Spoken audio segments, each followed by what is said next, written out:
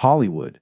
The name alone conjures images of glittering premieres, flash bulbs illuminating perfect smiles, and the intoxicating allure of stardom. But beneath the carefully crafted facade of glamour and camaraderie lies something far darker. Behind closed studio doors, beyond the reach of adoring fans, some of entertainment's most beloved icons waged wars so vicious, so personal, that they forever altered the landscape of cinema itself. These were not mere disagreements between colleagues.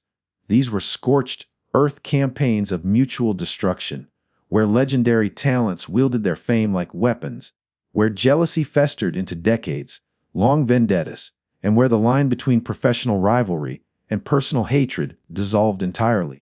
What the cameras never captured, what the gossip columns only hinted at, were conflicts so intense that they divided Hollywood into warring factions, forced studios to completely redesign production schedules, and in some tragic cases, contributed to the premature deaths of the very stars the world adored.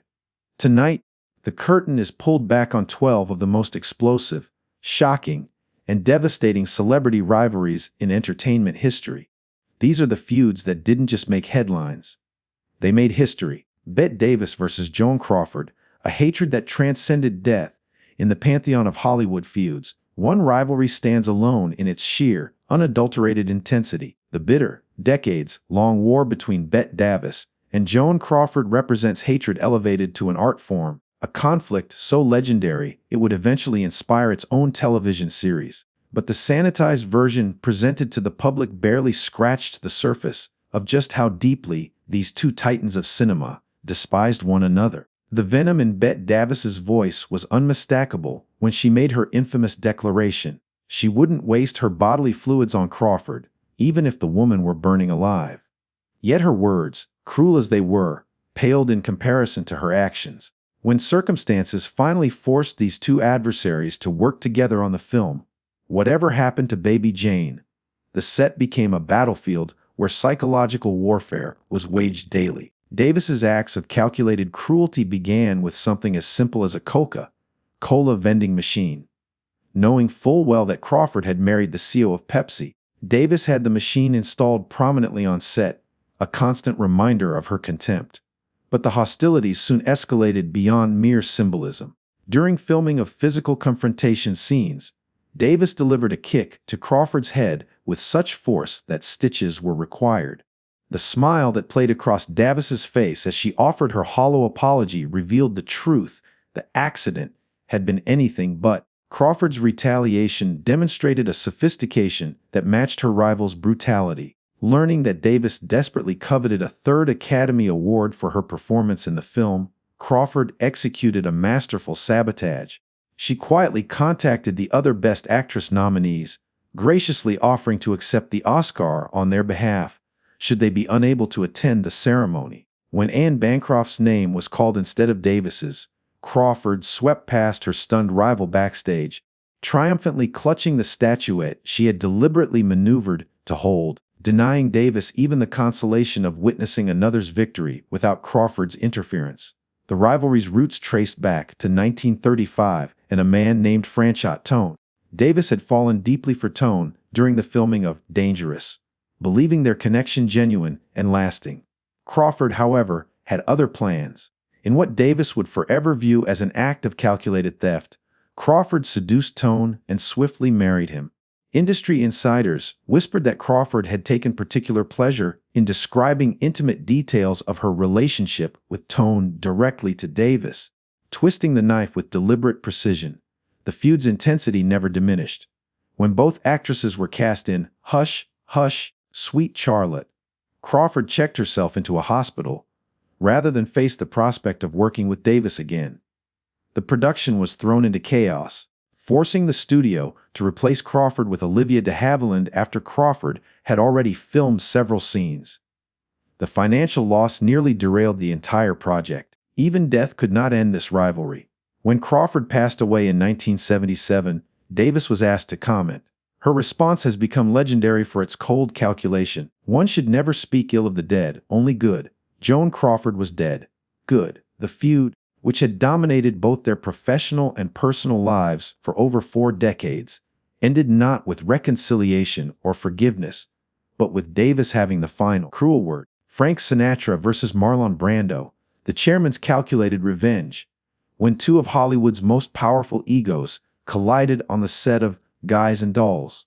The resulting conflict would reverberate through the entertainment industry for decades.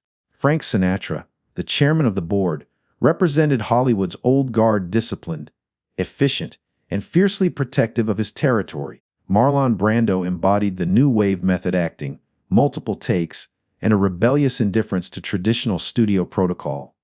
Their clash was inevitable, and its consequences would prove far more devastating than anyone anticipated.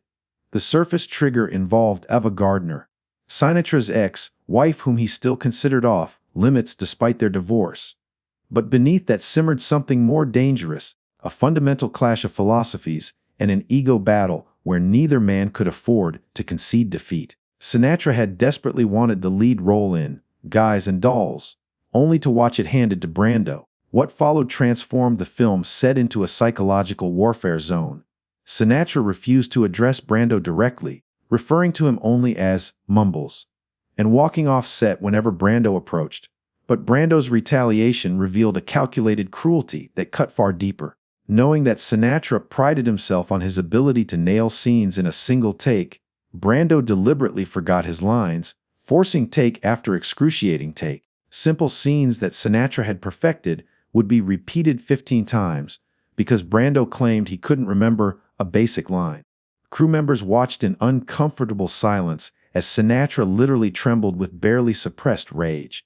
The tension erupted during a musical number when Sinatra, watching Brando receive extensive voice coaching for his singing parts, loudly sneered that when someone who couldn't sing was given the resources of a 32-piece orchestra that represented true power in Hollywood. The insult hung in the air like gunpowder waiting for a spark. But what history books rarely document is what happened after filming Wrapped. Sinatra didn't simply move on from the humiliation. As his Rat Pack gained increasing influence throughout the entertainment industry, Sinatra executed a revenge campaign so thorough and systematic that it fundamentally altered Hollywood's power structure. Major casinos received clear instructions. If Brando showed up, Sinatra would never perform there again. High-end hotels were given similar warnings. Film roles that might have gone to Brando mysteriously evaporated when Sinatra expressed his displeasure. According to a Rat Pack insider who spoke decades later, Sinatra didn't just want to defeat Brando. He wanted to erase him from the landscape to ensure that everywhere Brando turned, he would encounter doors closed by Sinatra's influence. What began on a movie set evolved into a decades-long vendetta that forced Hollywood royalty into opposing camps, where remaining neutral wasn't an option. The scars from this conflict would define both men's careers in ways neither could have anticipated. Olivia de Havilland versus Joan Fontaine, the sisters who chose eternal war. Most family feuds eventually find resolution through necessity, proximity, or the simple passage of time. The rivalry between Oscar-winning sisters Olivia de Havilland and Joan Fontaine defied this natural order, lasting an astonishing 8 decades until death finally ended what reconciliation never could. Their story remains Hollywood's most chilling example of sibling hatred elevated to mythic proportions. Joan Fontaine once made a prediction that would prove eerily prophetic. She had married first, won an Oscar before her sister, and if she died first, Olivia would undoubtedly be furious because Joan had beaten her to that as well. The dark humor in this observation barely concealed the genuine bitterness that had defined their relationship since childhood. The seeds of their mutual hatred were planted long before Hollywood discovered them. De Havilland allegedly tore up Fontaine's childhood drawings and deliberately broke her toys. These early acts of cruelty might have remained mere childhood memories, but Hollywood transformed typical sibling resentment into something far more sinister and permanent. The breaking point arrived at the 1942 Academy Awards ceremony. Fontaine won Best Actress for Suspicion, defeating her sister who had been nominated for Hold Back the Dawn.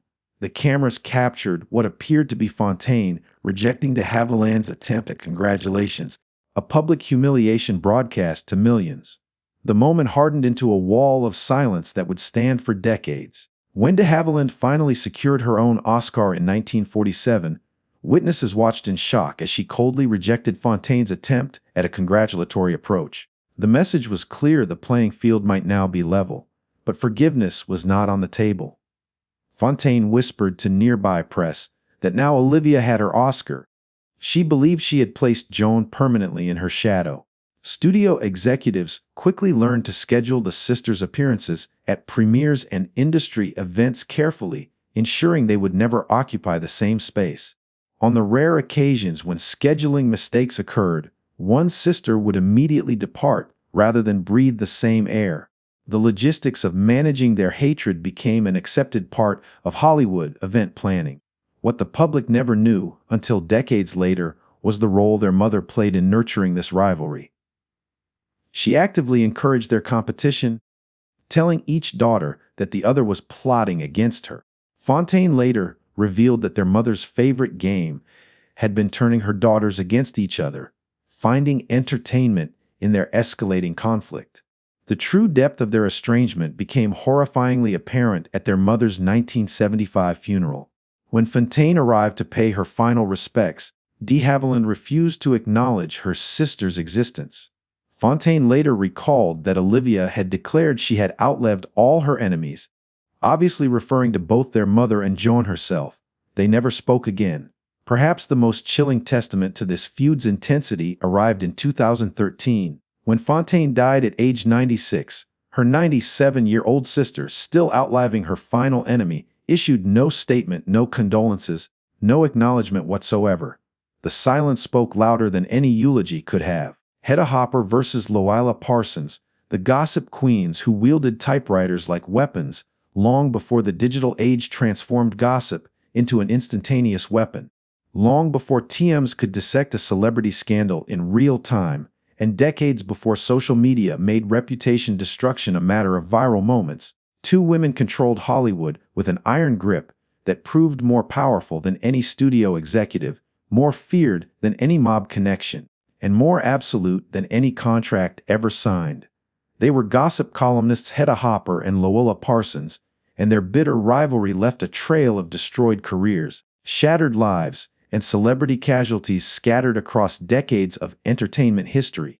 In an era when newspapers remained America's primary source of information and entertainment, these two women commanded readerships that would make modern influencers weep with envy. At their peak, Hopper's column reached a staggering 35 million readers daily, while Parsons commanded the attention of 20 million devoted followers. Together, they held the power of life and death over Hollywood careers, their influence so absolute that a single negative column could empty theater seats overnight. One carefully planted rumor could end a career by lunchtime, and a sustained campaign of innuendo could drive even the biggest stars into exile or obscurity. The scope of their power was difficult for outsiders to comprehend. As one studio head confessed in a rare moment of private honesty, these women weren't journalists in any traditional sense, gathering news and reporting facts.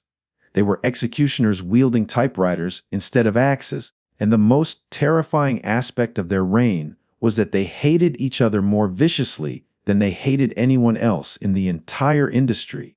This mutual animosity would transform Hollywood into a battlefield where stars became casualties in a war that had nothing to do with them. The rivalry's origins traced back to 1938, when Hopper, a failed actress desperately seeking reinvention after years of mediocre film roles, entered the gossip business with a calculated determination to succeed. Her entrance directly threatened Parsons' long-established territory, and Parsons recognized immediately that this wasn't just another competitor. This was an existential threat from someone who understood Hollywood's inner workings intimately and harbored enough resentment from her failed acting career to wield gossip as a weapon of revenge. What followed represented total warfare conducted in newspaper ink, with Hollywood's brightest stars serving as mere pawns, collateral damage in their personal vendetta. The most disturbing aspect of their rivalry wasn't simply the power they wielded, but how casually, how ruthlessly, how completely they destroyed lives in service of their personal competition. Actors and actresses throughout Hollywood found themselves trapped in an impossible situation. forced to choose sides and pledge exclusive loyalty to either Hopper or Parsons. The choice wasn't optional. Attempting to remain neutral, or worse, feeding stories to both columnists, was the fastest way to ensure your destruction. Choose incorrectly, or switch allegiances at the wrong moment, and suddenly the darkest secrets from your past, indiscretions you thought buried forever, would appear in print the following morning, dissected for millions of readers over their breakfast tables. The political nature of these alliances deepened existing rivalries throughout Hollywood. Joan Crawford aligned firmly with Parsons, granting her exclusive interviews and inside access to her life. Bette Davis, never one to follow Crawford's lead in anything, sided decisively with Hopper. This alignment further intensified their own legendary feud, adding another dimension to a hatred that needed no additional fuel. Every story, every column, every planted item became ammunition in multiple wars simultaneously. When Rita Hayworth, one of Hollywood's most bankable stars, granted Parsons an exclusive, intimate interview about her painful divorce, Hopper responded with a campaign of destruction that demonstrated just how vindictive these rivalries could become. For years afterward, Hopper launched relentless attacks filled with vicious innuendo about Hayworth's personal life, her relationships, her fitness as a mother, and her mental stability. The sustained assault contributed significantly to Hayworth's eventual mental health struggles, demonstrating with cruel clarity how gossip columns could inflict damage far beyond mere public embarrassment. They could break a person's spirit entirely, but perhaps their most terrifying display of power, the incident that proved these women could destroy even the most legendary careers, came when Hopper decided to target Charlie Chaplin, labeling him a communist sympathizer during the height of Cold War paranoia. She launched a relentless, calculated campaign that combined political accusations with moral outrage. The assault was so sustained, so vicious, and reached so many millions of readers that it directly contributed to one of entertainment history's greatest injustices. When Chaplin traveled abroad in 1952 to attend a film premiere, he was denied re-entry to the United States. One of cinema's most influential talents, a man who had essentially invented the language of film comedy, found himself effectively exiled from America for 20 years. His crime, being on the wrong side of Hedda Hopper's typewriter. Director Billy Wilder, who observed Hollywood's power structures from a uniquely informed position, made an observation that captured the true scope of their influence. During those decades, he noted, Hollywood operated with three distinct power centers: the studio system with its iron contracts and star machinery, organized crime connections that financed films and controlled talent, and these two women with their typewriters and vast readerships. What made Hopper and Parsons unique, what elevated them above even these formidable power structures, was that they alone could destroy the other two when they chose. Studios feared their columns. Even mob connections couldn't silence them. They were untouchable, and they knew it. Their bitter rivalry, which had shaped Hollywood for decades and destroyed countless lives in its wake, ended only with death's inevitable intervention. Parsons died in 1972, her influence finally silenced. Hopper had preceded her in 1966, her poison pen permanently stilled. But in Hollywood's darkest and most appropriate irony, these two women who had spent decades destroying others, who had wielded their power with such casual cruelty, who had made careers out of exposing secrets and manufacturing scandals, now rest as eternal neighbors. They are buried less than 20 meters apart in a cemetery, forever locked in proximity after a lifetime spent as bitter enemies. Even in death, they cannot escape each other. Condemned to an eternal closeness they would have found unbearable in life. The legacy of Hollywood's greatest wars. As the final credits roll on these 12 legendary feuds, certain truths crystallize about the nature of fame, ambition, and human nature itself. These weren't simply conflicts between temperamental artists. They were windows into the darker aspects of success, revealing what happens when talent, ego, and circumstance collide under the unforgiving spotlight of Hollywood. From Bette Davis and Joan Crawford's hatred that followed them beyond the grave, to the systematic destruction of Judy Garland by the very studio system that created her, these rivalries reveal uncomfortable truths about an industry that simultaneously elevated and destroyed those who sought its approval. The stakes were impossibly high, the pressure relentless, and the casualties often permanent. What makes these conflicts so compelling decades later isn't merely their dramatic intensity. It's what they reveal about transformation under pressure. Elizabeth Taylor and Debbie Reynolds eventually found their way from bitter rivals to genuine friends, proving that even the deepest wounds can heal. Others, like Olivia de Havilland and Joan Fontaine, chose to carry their hatred to the grave. And some, like Marilyn Monroe, were ultimately consumed by battles against systems too powerful to overcome. Today's celebrity feuds, playing out in real time across social media platforms, rarely achieve the intensity or consequence of these classic Hollywood wars. Modern conflicts feel manufactured, temporary distractions rather than life-defining battles. But in Hollywood's golden age, these rivalries mattered because careers meant everything, studios held God like power, and personal grudges could permanently alter cinema history itself. These legends weren't just fighting for attention or social media relevance.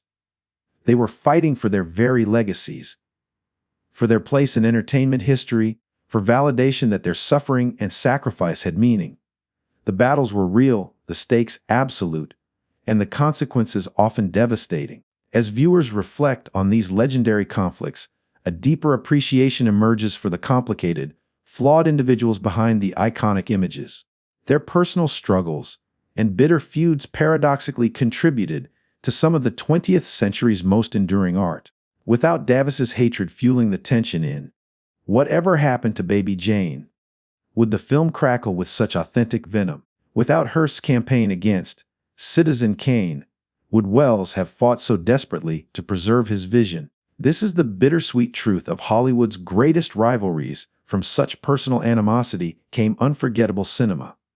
The feuds were painful, often destructive, but they pushed these artists to heights they might never have reached without the fuel of competition and spite. The stories told here serve as a reminder that behind every perfect Hollywood smile lies a complex human being,